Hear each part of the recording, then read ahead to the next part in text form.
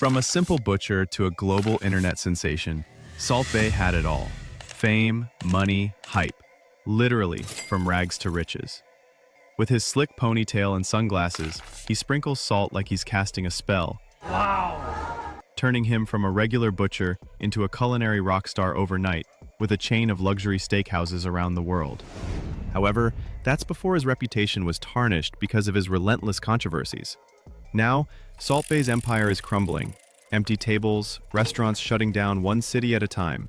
Boston, Dallas, Las Vegas, and most recently in Beverly Hills. You've probably seen headlines about Salt Bae, from his overpriced gold steaks and scamming his customers, to labor lawsuits from his employees, stealing employees' tips, getting banned from the FIFA World Cup, and getting kicked out of the Champions League. But before he became an egotistical maniac and a narcissist, he had his own humble beginnings. Salt Bae, also known as Nusret Gokce, was born in Turkey from a poor family. He was forced to leave school at an early age to train as a butcher, and traveled the world to work for free in order to gain experience to become a restaurateur. Eventually, he opened his first restaurant in Istanbul in 2010, when he still had decent prices, unlike the exorbitant prices you see in his restaurants today. It was a success, so he expanded in Dubai a few years later. However, his career skyrocketed when he posted a video on Instagram showcasing his knife skills and his sensational salt sprinkling technique. He instantly became a meme and went viral. His video was viewed millions of times, attracted the world's attention, and acquired a remarkable social media presence, with around 50 million followers on his Instagram account.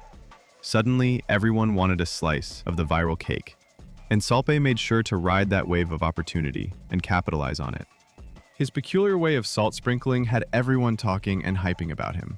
From celebrities like Leonardo DiCaprio, Jason Statham, and David Beckham, to serving presidents such as the FIFA president Gianni Infantino and the Venezuelan dictator Nicolas Maduro, which he got heavily criticized for.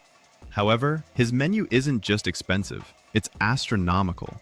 I get it, if you're ultra rich, I'm sure you don't mind paying a $1,000 tomahawk steak coated with gold leaf. And you would think that the taste would do justice for the price tag, right? But critiques don't shy away in criticizing the value of what they paid for, and they're not happy. The New York Post Steve Quazzo dubbed Nusr-et New York public ripoff #1 in 2018, saying the steaks were shoe leather tough and loaded with gruesome globs of fat. Even Pete Wells from New York Times noted a $180 tab for 8 basic drinks. Cultural critic Kate Ang nailed it by saying, "You're paying to fleetingly become part of the Salt Bae brand." Others claim they're not up to standard and poor value for money. And a former London bartender said that it looks gold from the outside, but shit from inside. And what's up with everything wrapped in gold? Salt Bae seems to have a thing with gold.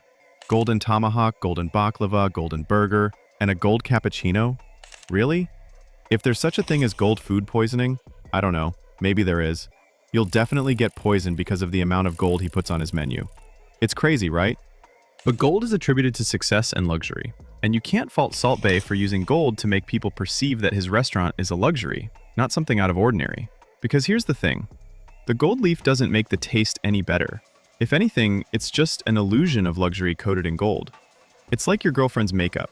She looks a 10 with it on, but without it, you tell me. If you truly want to experience eating a steak covered with gold leaf, you can buy that gold wrap from Amazon for less than $10. You don't need to go to Nusr-et. And if you pull it off, you can give this restaurant your middle finger, if you will, congratulating yourself for not falling for the scam. No wonder Salt Bae's net worth is over $80 million because of the exorbitant prices he's charging the ultra-rich and the wannabe rich who likes posting on Instagram with their ostentatious fake lifestyle. And as what Joshua Stein said in GQ, nobody is here for the food. You don't eat out at Nusr-et to relieve your hunger. You go there to feed your ego. You pay for the theatrics and the performance. You don't go there with the expectation that you're going to be full and satisfied with the food. You go there paying for the flex and the theatrics, posting how you're being served by an actual viral meme doing his salt sprinkling tricks. That's the product, certainly not the food. And if that's really what you're after, you better be prepared to pay the price because that certainly doesn't come cheap. But here's where it gets wild. People weren't just shocked, they were outraged. In 2021, a London receipt for £37,000 went viral. While the customers were charged mostly because of the Petrus bottles they ordered, the bill was essentially a year's salary of a regular worker. If you think that's insane, not until you see his post on his Instagram bragging about a 400,000 dirham receipt in one of his restaurants in Dubai. He captioned his post with, "Money comes, money goes." It does indeed, but it came as insensitive when people are starving in other parts of the world. What's crazy is the $90,000 tip he charged from the service, with one commenting, "In my opinion, the service there does not deserve a $90,000 of tips," with another one saying, "That would feed at least 100,000 children in hunger around the world. How embarrassing." However, it's not Salt Bae's fault why these people were paying such a ridiculous sum, because if you're a sane customer, you would normally look at the price of what you're ordering, knowing full well how much it's going to cost. Unless you're too rich to be bothered, then that's on you. But knowing how overpriced Salt Bae's menu would make you think that even the bottles are outrageously overpriced. His ex-employees would even describe the restaurant as a sales machine, saying it was just about trying to get almost as much money out of the people who were coming through the door. What's even more outraging is that it wasn't just the customers who felt cheated. His own workers were starting to push back, and that's where his real legal troubles began. You'd think a place charging 15% service charge would treat its staff like gold, right? After all, you're serving gold and charging gold. But that couldn't be further from the truth. Allegations about poor labor conditions and tips being stolen erupted when his ex-employees filed lawsuits accusing Salt Bae of tip theft and labor violations. In Miami, a server named Melissa Compare filed a federal lawsuit in 2019, claiming Nusret illegally pooled tips with non-tipped staff, like coffee makers and managers, who didn't rely on gratuities. Florida law is clear that if a bill has a separate tip line, that money goes straight to tipped workers. A judge let other 200 workers join her lawsuit. In New York, 4 waiters won a $230,000 settlement in 2019 from the National Labor Relations Board after Salt Bae fired them for questioning Nusret's tip pooling.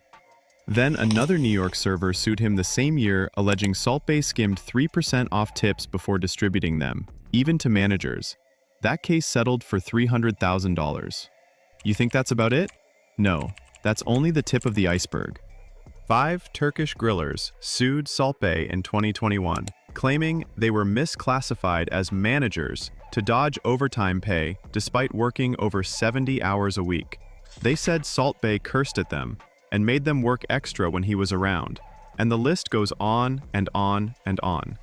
Although Salt Bae's lawyers called the claims meritless, you're starting to see a pattern here. For every lawsuit settled, they just confirm what kind of business is Salt Bae running. It's just based on hype with no value at all to both its customers and employees. If you're his employee, you can't afford to make a mistake like his food runner in Dubai, who reported that $140 was slashed from her tips for delivering steak to the wrong table. Apparently, you're not allowed to be human like all humans do. Ironically, however, you're allowed to lie to the customers like all humans do.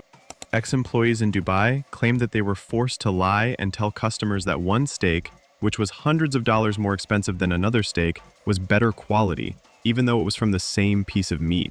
That's not even the worst part. They also had to tell customers the New York Steakhouse's meat was halal, despite the fact that this claim was not true. If that doesn't make your blood boil, I don't know what does. Meanwhile, an ex-bartender in his Mykonos restaurant attributed Salt Bae to a dictator, like you wouldn't believe. When he launched his restaurant in Miami in 2017, his 2016 post on Instagram resurfaced, praising the late Cuban dictator Fidel Castro about his accomplishments. He impersonated the dictator with a cigar on his hand, saying, "They said you started a revolution too." Unfortunately for him, Miami is home for many Cuban Americans, and because of that post, he ended up alienating his potential customers even before his restaurant opened. Salt Bae's knack for bad decisions put him in the spotlight for all the wrong reasons. Like serving a lavish steak dinner to Venezuela's president, Nicolas Maduro, at his Istanbul restaurant. If you think about it, what's wrong with that, right? It's like, cool, a world leader dining at Nusr-et, that's awesome. But here's the problem. If you're in Venezuela in 2018, the country was suffering from humanitarian crisis. Nearly 2/3 of Venezuelans were losing as much as 11 kilograms of weight due to food shortages, with 90% living on less than $1 a day. Red meat was essentially a myth for most of its citizens. Yet there was Maduro, puffing a cigar, wearing a Salt Bae t-shirt, and chowing down on a $275 steak while Salt Bae sliced it with his signature flair. The videos, posted to Salt Bae's Instagram, went viral before he deleted them. But the damage has been done. Over 100 protesters swarmed Nusret in Miami, where many Venezuelans had fled, waving flags and holding signs with pictures of starving kids, demanding a boycott.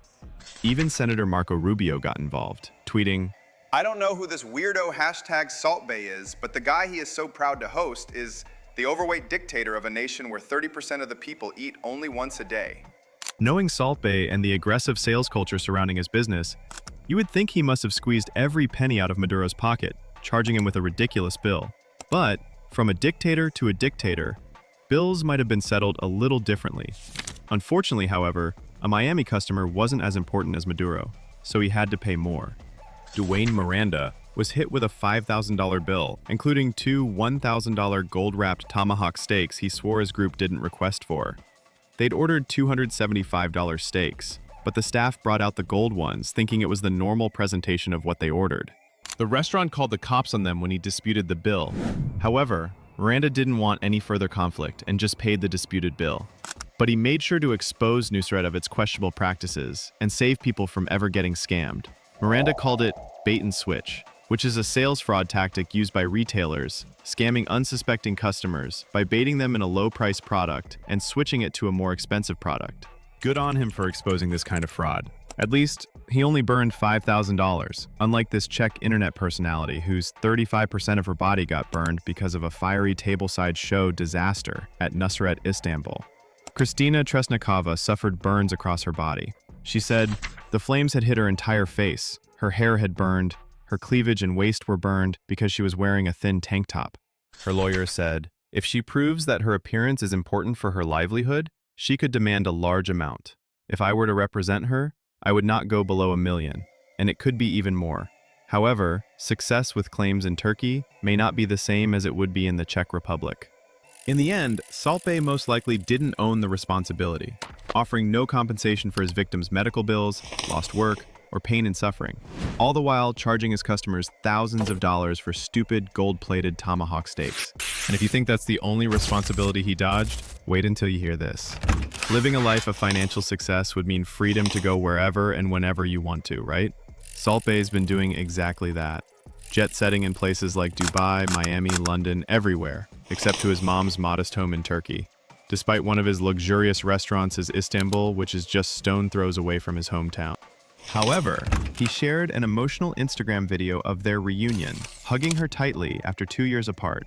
What's supposed to be a heartwarming reunion, critics saw him as a man who seemed to prioritize fame over family, and his mom's humble home didn't go unnoticed.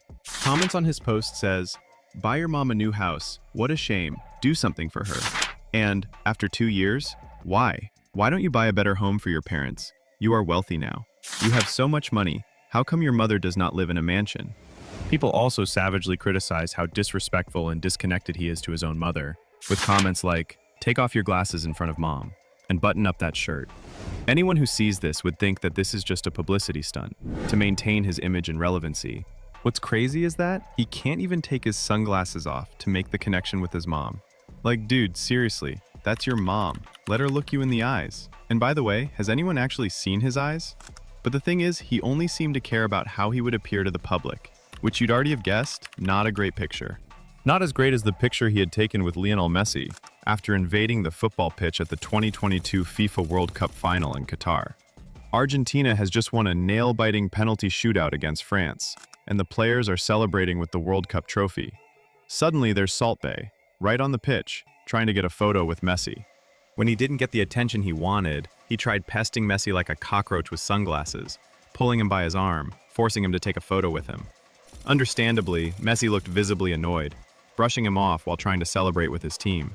What's even more disrespectful is that Salt Bae is holding the trophy, kissing it, and pretending to sprinkle his signature salt on it, making it about himself. Like, what the hell, dude? Your moment happened 8 years ago. That was it. Time to move on.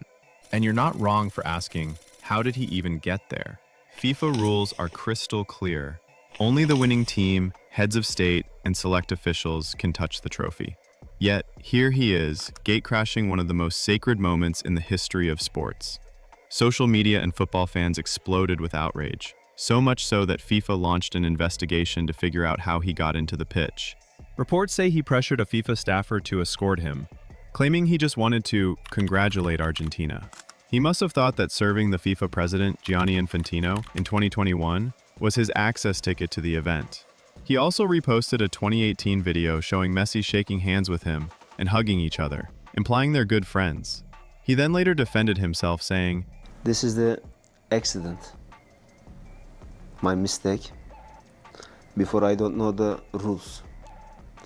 Now I know the rules." Well, ignorance is not an excuse, sir. It's like saying, I didn't know I wasn't allowed to go into women's bathroom, so I did. Imagine yourself being this stupid. It's hard to understand simple rules. But what's even harder is, people will have a difficult time explaining this to you. Like getting kicked out of the Champions League. Yep, there he goes again, but this time he got kicked out from the after party he's not invited to. Talk about walk of shame. You already know that you're not supposed to be there, because you've already been banned from these events, but you still showed up. How hard is that for someone to understand, right? In his defense, he said, quote, he wasn't kicked out. But the footage shows otherwise. It appears that a doorman was leading them out of the door when his security couldn't present their invitation card.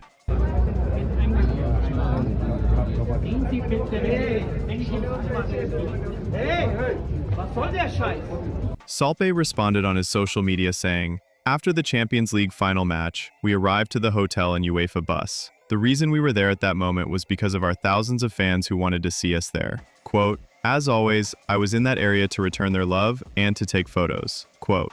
He even said that claims that he got kicked out was baseless. There was no organization such as an invitation or a party in any way, so all the news that I was not admitted to the party is unfounded. But bro, you're literally prepared to be there, all dressed up, escorted by your bodyguards with your sunglasses on at night. Who does that anyway? So, to avoid embarrassment, he goes on to the crowd to sign some autographs nobody must have asked. Fans were there to support the Champions League. No one was expecting Salt Bae to be there, since he's not part of the association. So, when Salt Bae claims that he's there for the fans who wanted to see him, you would be right on thinking he just made that up to protect his ego from getting hurt. Looks like the Football Association learned their lesson from the FIFA 2022 controversy, while Salt Bae still couldn't hold on to the reality that the spotlight is not his anymore.